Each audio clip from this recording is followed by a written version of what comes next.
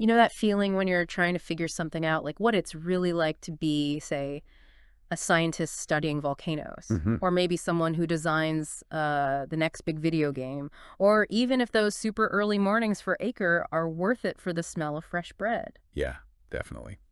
Well, today we're diving into a kind of secret weapon for exploring all that informational interviews. Right.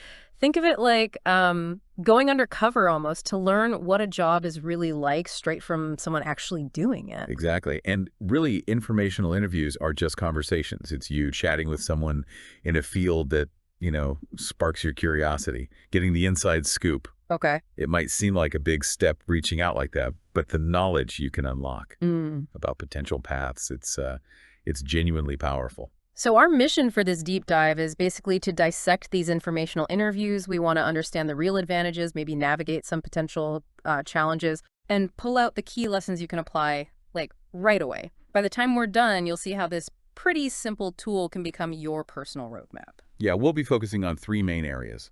First, the benefits, getting insights you just can't find online, helping you figure out what you really like, and, naturally starting to make connections. Networking, basically. Pretty much.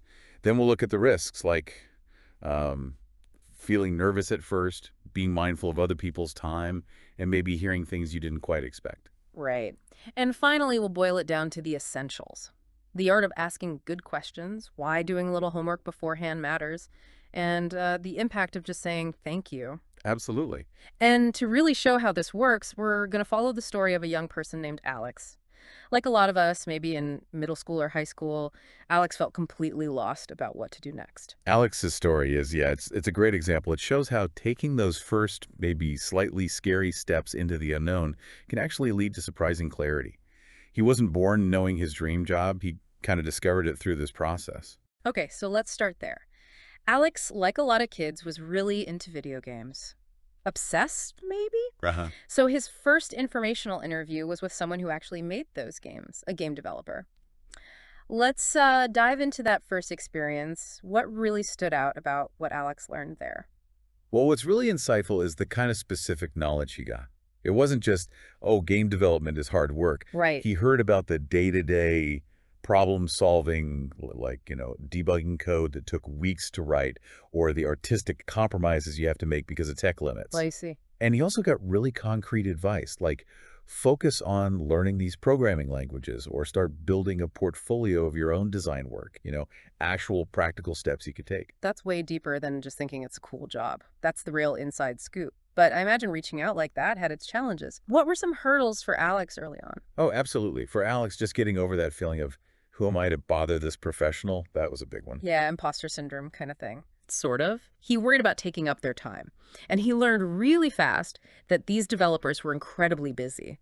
So he realized he had to be super prepared with his questions, really respectful of their limited time. Okay. And maybe the most interesting bit was trying to square his passion for playing games with the often, let's face it, less glamorous reality of making them.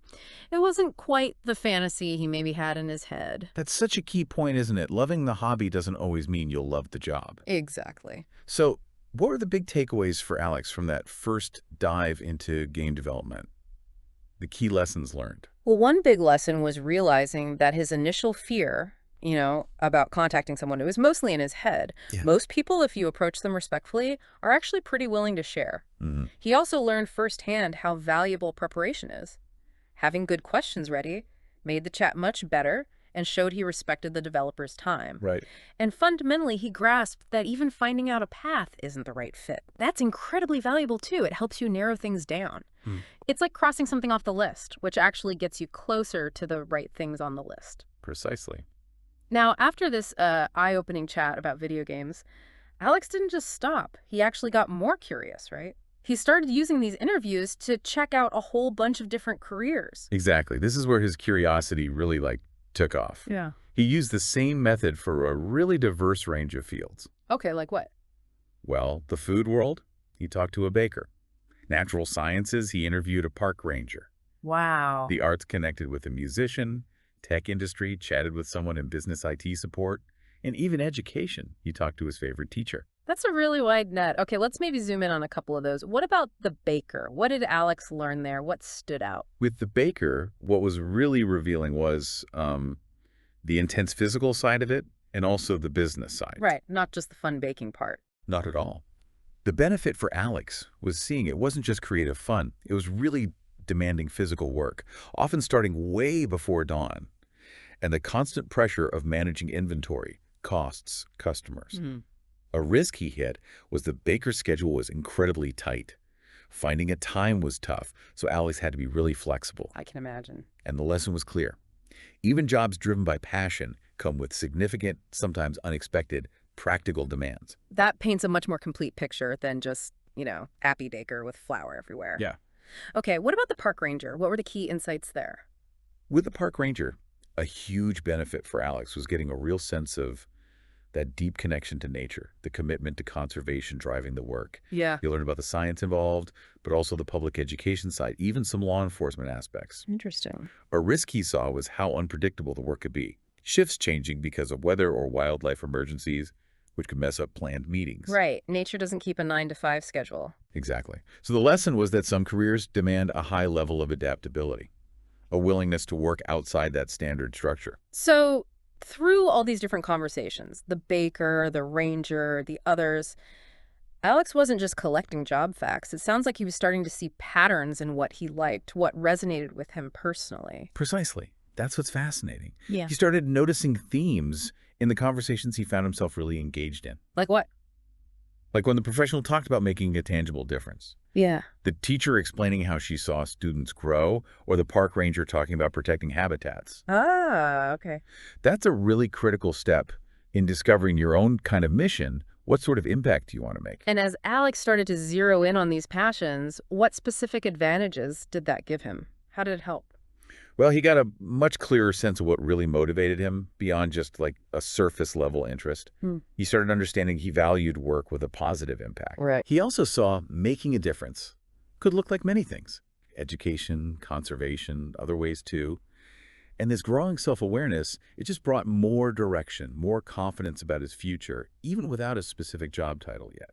But I guess figuring that out also came with some maybe uncertainties, potential pitfalls. Definitely. Feeling a bit overwhelmed by just the sheer number of options he was uncovering, that was one challenge. Sure. He also heard conflicting things sometimes. You know, one musician might stress artistic freedom, another the financial instability. Mm-hmm. And there's that natural worry, am I focusing on the right things? Though he gradually realized that exploring is the process. It's okay if it's messy. So what were the big lessons Alex learned as he started connecting these dots, finding his core interests? A crucial one was learning to pay attention to what genuinely excites you, what leaves you feeling energized. Those feelings are powerful clues. Good point. He also really got the importance of multiple perspectives. Everyone's experience in a job is unique, shaped by their own situation and values. Right. Not just one person's story. Exactly. And importantly, he embraced the idea that career exploration isn't always a straight line. It's okay to meander, to adjust your path as you learn more about yourself and about the world of work. Okay, let's fast forward a bit. Alex finishes college. Now he's facing the big one, landing that first job. How did all that earlier informational interviewing stuff shape how he tackled this challenge? This is really where you see the long-term payoff of those early chats.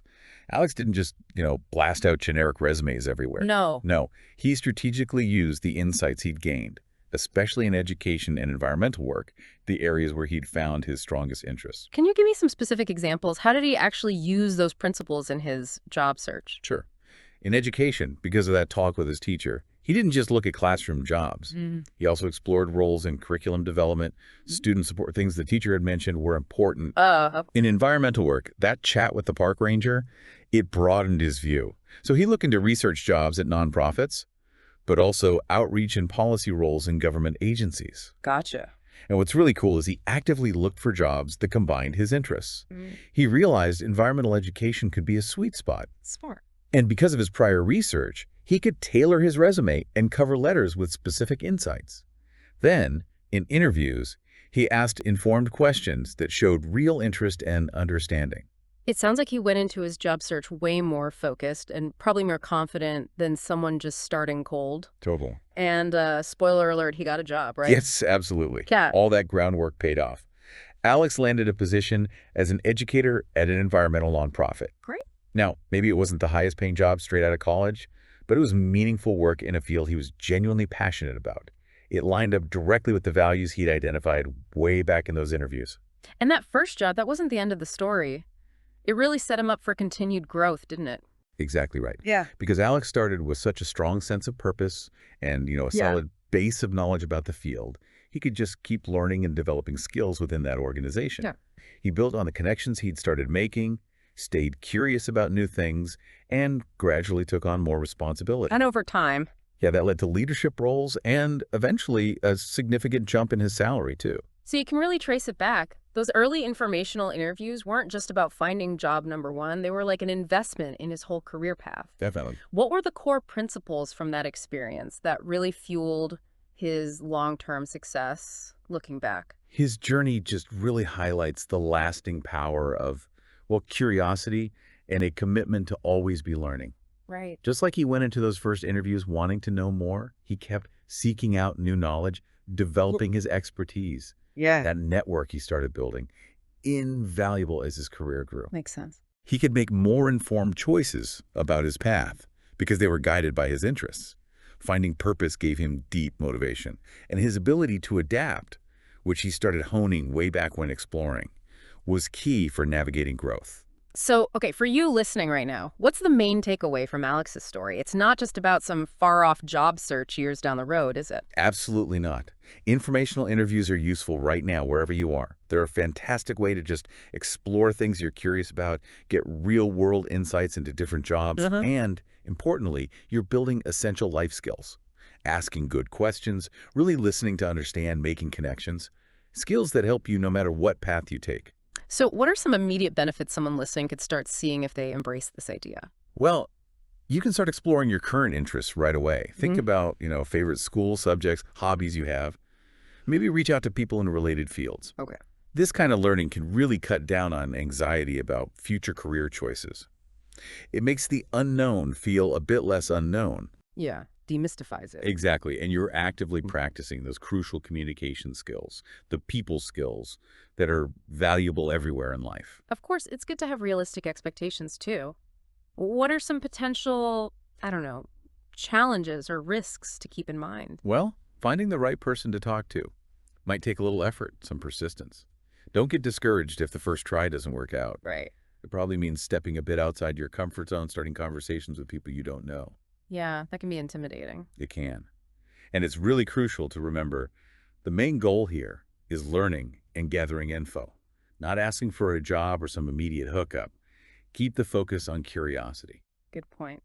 And finally, what are the key lessons you, our listener, can really take to heart from this whole deep dive on informational interviews? First, embrace your curiosity. It's such a powerful engine for discovery. Second, recognize that every conversation, if you go in with an open mind and good questions, holds potential for surprising insights. And third, start thinking now about building a kind of network, a group of advisors maybe, people who can offer guidance and different viewpoints as you explore your future. So as you think about all the exciting possibilities out there, maybe ask yourself, what unique path are you going to carve out? Start exploring today. Yeah. You might uncover passions, possibilities you never even imagined. And who knows what amazing story you'll end up writing for your own future.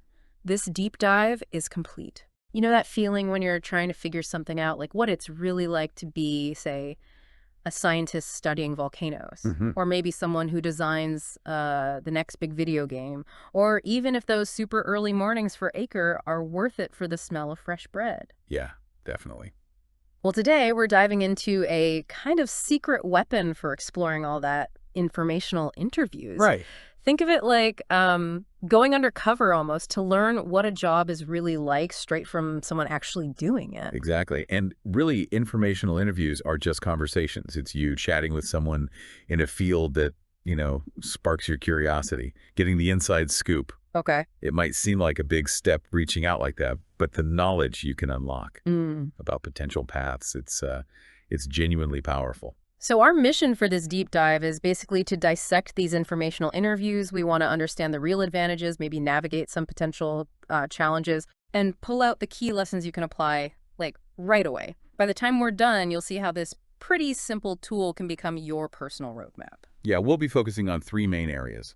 First, the benefits, getting insights you just can't find online, helping you figure out what you really like, and, naturally starting to make connections. Networking, basically. Pretty much.